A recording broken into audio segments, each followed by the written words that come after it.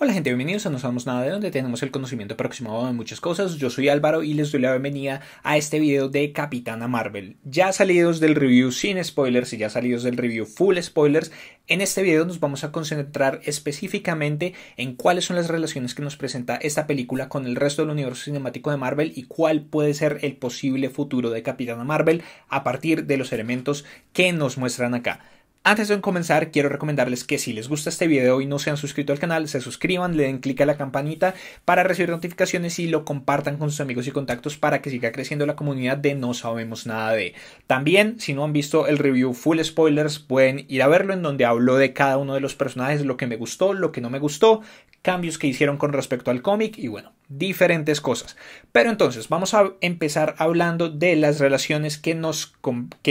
presentan aquí de la película con el resto del universo cinemático de Marvel. Tal y como lo he dicho en mis otros dos reviews, esta es una película que en medio de todo es bastante aislada. Es la presentación de Capitana Marvel, nos están presentando su historia, cómo ella llega a donde los Kree, cómo vuelve a la Tierra, recupera la memoria y cómo se va en esta misión hacia a encontrar un hogar para los Skrull, y por eso es que no está en la Tierra desde los 90s. Pero entonces, ¿cuál es la relación más grande? Claramente la relación más grande con el universo cinemático de Marvel es la presencia de Nick Fury, el que en este momento nosotros conocemos como el jefe de S.H.I.E.L.D., un Nick Fury que es un tipo súper rudo, que siempre tiene el control de todo, que tiene un montón de planes, siempre tiene un as bajo la manga, pero que aquí vemos un Nick Fury bastante diferente antes de todo eso. Y los eventos en esta película son realmente los que ponen en marcha al personaje que nosotros conocemos hasta este momento como Nick Fury. Aquí lo vemos como alguien un poco desilusionado de su trabajo, 6 años trabajando en un escritorio hasta que llega este extraterrestre, llega la Capitana Marvel y él tiene que involucrarse a todo esto y se da cuenta de que las amenazas que él estaba buscando eran muy pequeñas, de que hay amenazas gigantes que que él tiene que encontrar gente que ayude a prevenir y a luchar contra esas amenazas, y ahí es donde viene la otra relación y es la iniciativa Avengers. Aquí explican por qué es la iniciativa Avengers y no la iniciativa Protectores como inicialmente iba a ser, y es que el apodo de Carol Danvers como piloto era Avenger. Entonces tenemos a su compañera que era María Rambeau, que era María Photon Rambeau, que Photon es el nombre de Mónica Rambeau, que hablo un poco de ella en el review full spoilers, pero bueno, ahorita voy a hablar con respecto al futuro de Capitana Marvel y cómo Mónica Rambeau, la hija de María, puede estar muy presente. Pero entonces el apodo de Carol Danvers era Carol Avenger Danvers, y Nick Fury ve en esta foto eso y decide cambiar el nombre de su proyecto de la iniciativa de los Protectores a la iniciativa de los Avengers. Entonces aquí nos explicaron por qué tiene ese nombre todo lo que hemos conocido hasta este momento. Por otro lado, también está la presencia del Tesseracto, que es lo que más me parece a mí un poco problemático respecto a todo esto, porque genera potenciales problemas de continuidad en lo que conocemos hasta este momento, o vamos a tener que tener en algún momento una explicación de por qué el Tesseracto aparece acá. El Tesseracto aquí aparece como el elemento que Marvel estaba investigando para generar su motor de velocidad de luz y generar todas estas cosas para acabar la guerra de los Kree contra los Skrull y bueno, ayudarle a los Skrull y bueno, la misión que conocemos que tiene ella en esta película.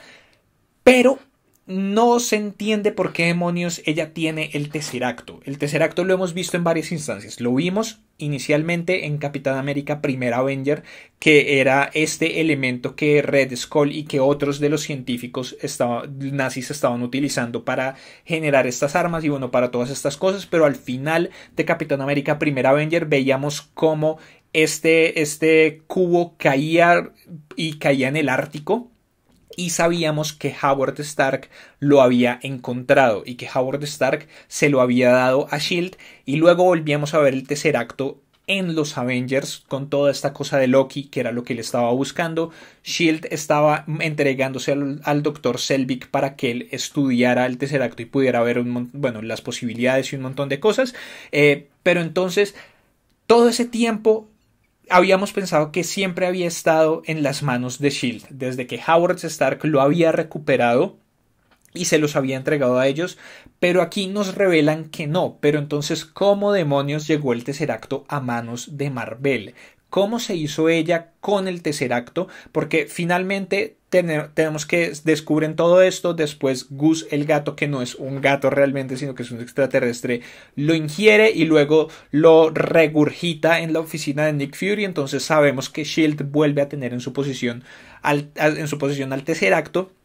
Y lo vuelve a poner dentro del lugar en el que conocemos actualmente, pero hay todo un hueco en muchos años en donde no sabemos cómo, si S.H.I.E.L.D. tenía el Tesseracto, Mar-Vell lo consiguió y estuvo investigando con él y estuvo experimentando con él por mucho tiempo sin que S.H.I.E.L.D. supiera nada, sin que hubiera una alarma aparentemente por parte de S.H.I.E.L.D. de que ya no tenían el Tesseracto o sin que se hubieran dado cuenta. Entonces aquí es donde yo digo que tienen que hacernos de pronto una pequeña explicación con respecto a eso, porque pues sabemos que hay una gema del infinito dentro del Tesseracto y sabemos, bueno, las posibilidades en energía y en armas y bueno, un montón de cosas, y por eso es que Mar-Vell lo está investigando. Pero más allá de eso es prácticamente toda la relación que nos dan con respecto al universo cinemático de Marvel desde esta película, y de ahí en adelante empiezan a poner cosas como para el futuro, ¿no? Entonces claramente nos explican por qué Carol Danvers no ha estado aquí todo este tiempo, y tenemos la primera escena postcréditos en donde vemos que los Avengers que quedan están tratando de que la batería del Viper no se acabe. El Viper que vimos que modificó aquí Carol y se lo entregó al final de la película a Nick Fury, le dijo como tiene rango de varias galaxias. Si alguna vez me necesitas me pones un mensaje, pero solamente en emergencias. Como todas estas cosas, tenemos la escena postcréditos en Avengers. La escena postcréditos en donde vemos el Viper llamando a la Capitana Marvel que Nick Fury lo activó. Y aquí vemos que los Avengers lo van a encontrar, van a llegar hasta donde estaba Nick Fury, van a encontrar el Viper, saben que está enviando una señal y van a tratar de mantenerlo con energía para que la señal continúe, para que la señal salga. Y vemos cómo llega ella. Vemos cómo llega Capitana Marvel, el pelo un poco más largo, pero vemos esta primera interacción de ella con los Avengers que quedan, lo cual nos abre muchas posibilidades, porque inicialmente se estaba, no sé, yo especialmente había estado especulando que tal vez la Capitana Marvel iba a aparecer más adelante en la película, sobre la segunda mitad de la película probablemente, porque tal y como vimos aquí, ella es muy poderosa y traerla sería desbalancear un poco las cosas, pero como vemos aquí va a aparecer probablemente muy desde el comienzo por varias cosas. Si ellos están todavía mirando lo del Viper de Nick Fury, es muy al comienzo de la película, está muy reciente todo el incidente del snap de Thanos, y además están viendo la información, están viendo las noticias, están revisando en estos hologramas las noticias en donde dice que hay desapariciones masivas a todo alrededor del mundo. Como que hasta ahora se están dando cuenta realmente de cuál es la dimensión que va a tener todo esto, cuál es la dimensión de lo que hizo Thanos. Van a estar con el Viper se apaga porque ya ha recibido la señal, porque Carol ya recibió la señal, pero bueno, por diferentes cosas, y llega Carol a donde ellos. Esto es muy al comienzo de la película, lo cual nos abre la posibilidad de que, por ejemplo, esa escena en donde estamos viendo al Capitán, a Natasha y quién era el otro, bueno, y creo que era, bueno, otro de los personajes que están en el patio de las instalaciones de los Avengers, que están mirando algo que viene del cielo, y hay un espacio entre ellos muy diciente que hemos visto en otras campañas publicitarias de Marvel, cómo nos disimulan todas estas cosas y cómo, para evitar hacer spoilers, modifican todas las tomas de los trailers para, por ejemplo, hacer que Spider-Man no se viera dentro de la batalla del aeropuerto en los trailers en Civil War. Como aquí no podían mostrar que ahí ya estaba la Capitana Marvel, porque no sabía, o sea, no teníamos manera de saber que ella ya iba a estar ahí, pero con esta escena post créditos ya sabemos que ella va a estar ahí desde muy al inicio. Entonces puede que ese espacio diciente, ese espacio que todo el mundo está dudando de que puede haber ahí, sea también Carol con ellos viendo hacia el cielo, viendo qué es lo que llega, o puede que la escena en la que ellos van por el hangar con el sol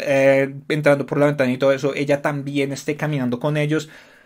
Se abren las posibilidades a un montón de cosas. Nos habla de cuál puede ser la importancia de un personaje como el de Carol Danvers, o cómo ella puede llegar inicialmente a saber cuál es el problema y volver a irse para investigar algo, para encontrar alguna manera de solucionarlo, o de pronto para buscar a Thanos, porque ella es la única en este momento que tiene la posibilidad de hacer este tipo de cosas, pues porque Thor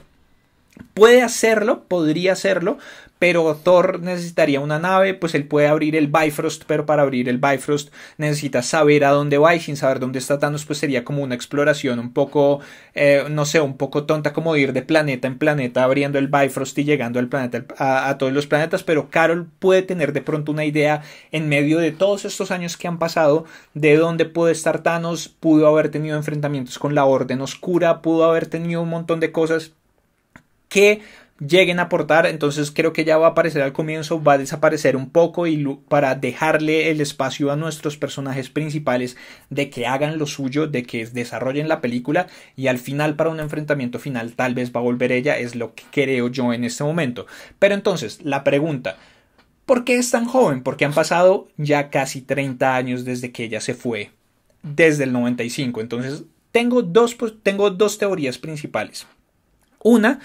tiene que ver con la sangre de ella, con la sangre de los Kree. Como que no se nos ha explorado mucho a estos personajes como para decir cuán longevos son, o bueno, como toda esta cosa en esta versión del universo cinemático de Marvel. Entonces tal vez al tener a ella ahora la sangre que tiene, porque vimos que se le hicieron una transfusión y que ella tiene la sangre de John Rock dentro de ella, tal vez esta sangre Kree le da a ella y a todos los Kree un grado alto de longevidad. Son mucho más longevos que los humanos,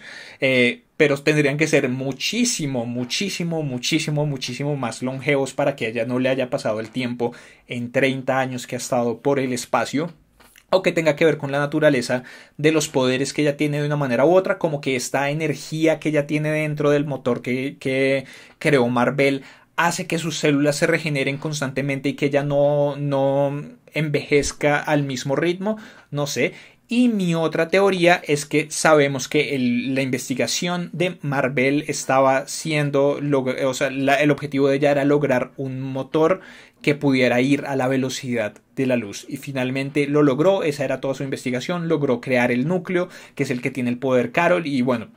como todas estas cosas. Y vemos cómo a lo largo de la película todas las naves se mueven por puntos de salto, ¿no? Por puntos en los que prácticamente se teletransportan de un lugar a otro, pero tienen que acceder a esos puntos. Pero al final la nave en la que ella se va con los Skrull se va y simplemente pareciera entrar a la velocidad de la luz directamente. Entonces entramos a hablar de temas de relatividad, cómo el tiempo pasa de una manera muy diferente cuando se está a la velocidad de la luz, y cómo aparentemente pasa muchísimo más lento que para una persona que no está a la velocidad de la luz. Y veíamos, por ejemplo, eso de la relatividad del tiempo en Interstellar, y bueno, como en otras cosas. Pero entonces tal vez ella ha estado tanto tiempo a la velocidad de la luz, o ¿cómo decirlo? Estos viajes que ella hace entre mundo y mundo tratando de encontrar